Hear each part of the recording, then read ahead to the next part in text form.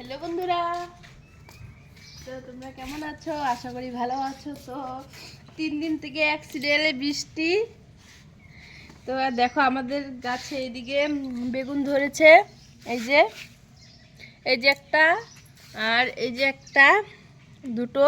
তো আমি একটা তুলবো।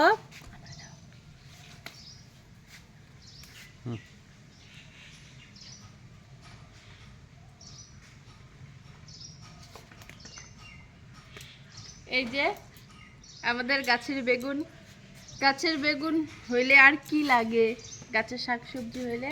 আর এদিকে দেখো কিছুদিন আগে এই জায়গায় লাফা ফালানো হয়েছিল, লাফাগুলো একদম বৃষ্টি পড়ে শেষ। আর এই জায়গায় ধইনাগুলার তো একদম অবস্থাই নাই। দেখো ধইনার অবস্থা। টাটা।